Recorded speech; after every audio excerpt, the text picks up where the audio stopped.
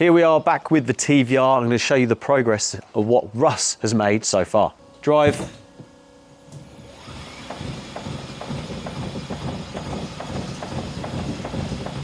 When I say so far, it's ongoing progress. And in the actual engine bay, or motor and battery bay as it is now, there's nothing's really kind of happened since last time. It's more to do really with interior, that sort of thing. So we just put the seat in just to check the seat position, me sitting down, because if you remember probably episode 10, I think we're on like 34 now, we're a little bit worried about the MX-5 seat because this is not the original seat, me being able to see out the window and actually fit in. So that's absolutely fine. And the reason why we had the MX-5 seat is because the old seats were buggered and these were heated as well, which was a good thing.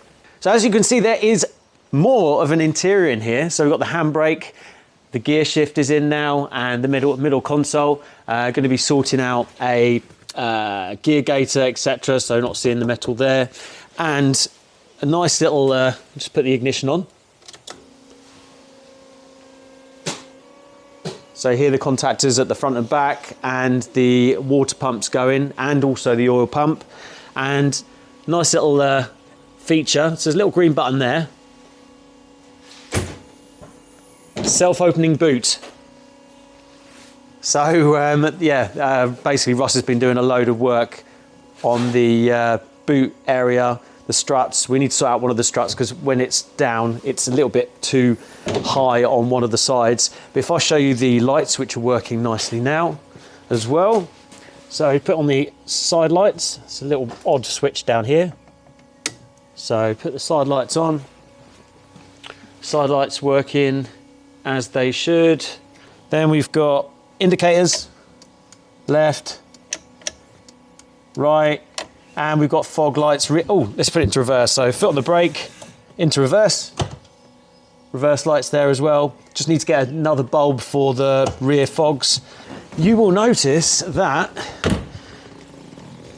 Russ has put in the main dash here. So we've got electric window there for left, electric window right. That is the heated seat, which isn't connected yet. Soon to be connected, left and right there. Then you've got front fog, rear fog, or the other way around. And then the heater.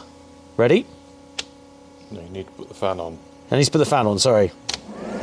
So yeah, we've got 1, 2, 3 modes. And whether you want it on 0 or 1 for the heat. And then the heat is coming up the top here. Really nice and warm. I think it was about, was it 11 kilowatts it was using on number 2, and then 6 kilowatts on number 1. And then you've got not only air coming up the top, but there's a pipe down there and a pipe down there to keep the legs warm, which will be very nice when it comes to winter time, as well as the heated seats. So going to be using it in winter, Russ. This is going to be, going to be testing it all year round. Absolutely, that was the whole idea. We've also got the stereo in, and Russ is getting some speaker wire, and I've got the original speakers that I bought a while back to connect with that. Then you've got, all the other controls there essentially. Very essential ashtray in here, nicely rusted. Now last time, let's turn the heater off. Getting used to where all the controls are. Ooh, it's a bit zoomed in there. So basically last time, as you would have seen, Russ got the wheels moving, but that was after I was here. So let me show you it working. So the actual dash, once we're taking the wood out, and we're gonna have the same kind of black finish as this, and we're gonna have the phone mounted here. And this tells us all the things that we need to know. So it's got the state of charge, number of revs, so to speak, traction control, drive, neutral, reverse. You can turn the cruise control on and stuff like that. There's other controls that you can play around with there. That's going to be mounted in there. And then we've got the dial, or the speedo, which is going to go in the middle, which is also GPS. It'll have indicators on, and then we'll have a separate light here for the parking brake. But if I just put the brake on, the red light comes up on the screen here, as you can see, and then we can put it into drive. and it will show on here as well. So drive. Now we've gone for forward drive and rear reverse, although I did say I'd probably going to have it the other way around, but to be honest, it makes sense forwards that way, reverse that way. Now what we've done is we've taken the regen off, because if the regen was on, as Russ was telling me before, the wheel would be like shaking quite a bit, because it's not actually... Brake, yeah, because there's no weight on the car. The car won't be on the wheels. There we go. So it's in reverse. Let's turn the wheels. And then let's put it into first. First. Drive.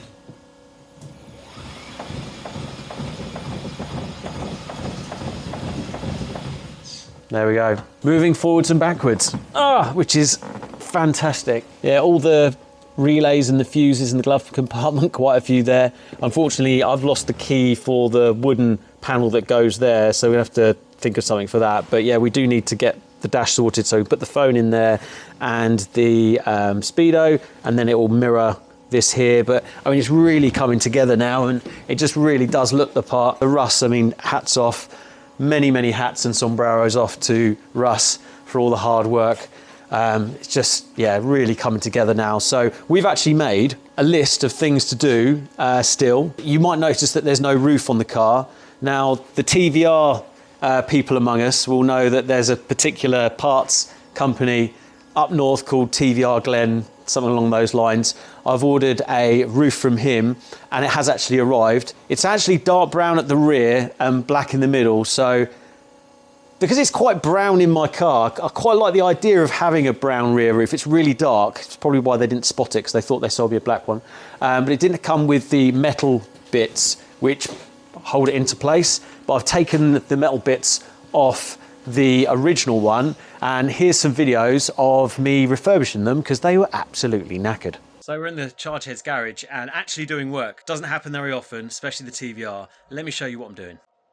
Excuse the noise in the background. That's my new battery for Trikey, which is currently charging.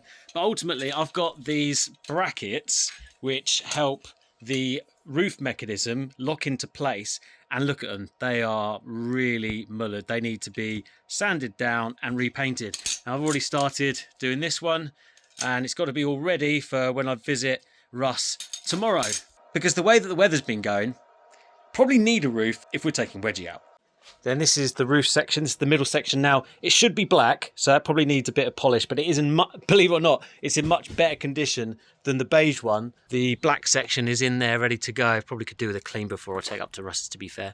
Ooh, a sombrero. Well, after a lot of blood, sweat and tears, check this out. So bearing in mind I didn't have any of the right tools, I just used a screwdriver to pick off the paint and some rudimentary tools.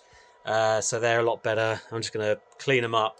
I'm guessing panel degreaser, and then find some sort of robust paint to put on them. I'm probably going to go for black. People are probably shouting at the screen, screaming at the screen, going, "Why is he doing it that way?" Because I've got no idea what I'm doing. So I'm just doing what I think is right. Maybe I should look this up. Yeah, maybe I should do that first. Okay, well, I asked AI, and it said to put some like rust remover stuff on what's left. I have got some rust remover, so I'm going to use that, and then I'm going to panel degrease it and then spray it, see how that works out. So I've got them hanging up now and ready to spray. This is proper makeshift, but panel degreased on it. I did the rusties on it. Now I'm thinking silver paint. I wasn't sure if doing black or silver, but I've got plenty of silver paint, so I don't want to run out. And I think, is silver going to work? Doesn't matter. I can always respray them again, but I think silver, I've got a lot of it, and it's quite durable paint, so let's go with that. I've actually changed my mind. I'm going to go black because I don't think silver actually will work inside. No one liked this Chargehead symbol anyway, right? Not bad for a first go. This is the first coat. Going to put another coat on once I've done a 5k run, because I'm still training for the half marathon next Sunday.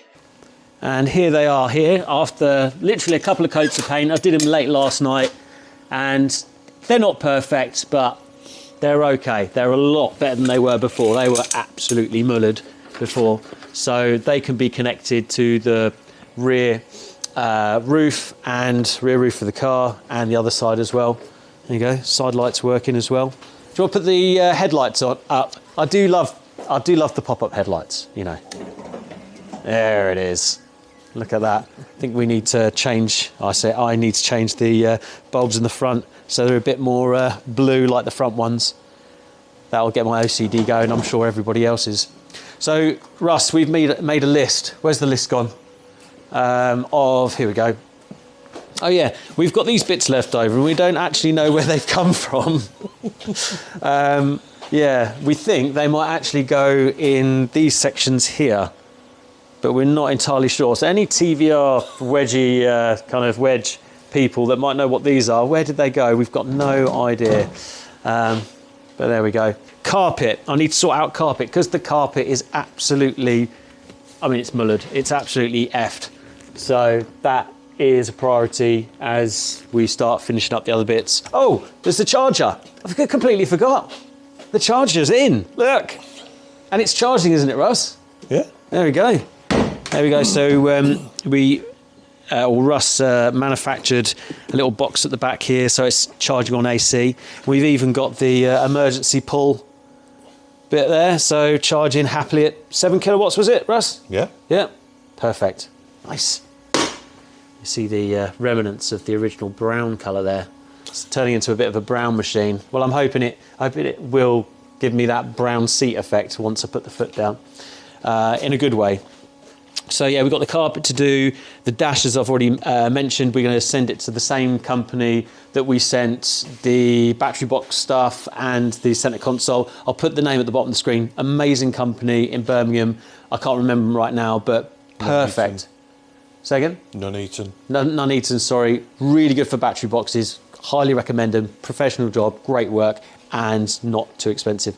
Tyres. So one of the rear tyres has got a, yeah, there it is, a bit of a gouge out of it. And probably about a year or two ago, I actually bought 2 part-worn tyres. Yeah, shame on me.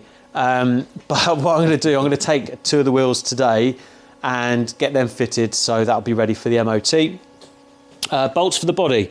Russ has informed me that there's quite a few bolts missing, so I want to make sure that, you know, those are complete before we take it for a proper drive. Tyres already done. Gas struts for the rear boot. Rear red bulb for the rear lights, we've already mentioned. Rear reflectors, so the reflectors at the back. Now, some people don't like these, but it's got these aftermarket lights, which they look quite light in this light, but actually it does have reflectors there, but they're not the greatest. So I was going to put some reflectors where the original exhaust holes are. So that is the plan for that. So something that we need to sort out. Battery box seal, which I already mentioned. Some more car keys, because we've only got 1 ignition key, so we need to sort that out for the wedgie. Speaker wire I've mentioned, and sun visors. We seem to be missing them. We seem to be missing sun visors, and I'm guessing that's because they're an absolute load of, you know, tosh when it came to being able to see out the window after having them in. So maybe I need a slightly more tinted sunscreen strip, or maybe just, you know, my name on the driver's side, Russ's name on the passenger side, which would look the part. So yeah, so much work has gone in. Again, massive thanks to Russ, and honestly, so happy with the interior now. That gear shift is so good. I think Russ said he says it's too rigid, but I think it's, you know, it's very much in keeping of the TVR. So listen to this, you know. Look at that. I mean, that is what you want. Well, there we go. As I roll the wheels to the car, it's the end of this video. I'm sure there'll be a very exciting video coming up soon. Thanks for watching. See you next time.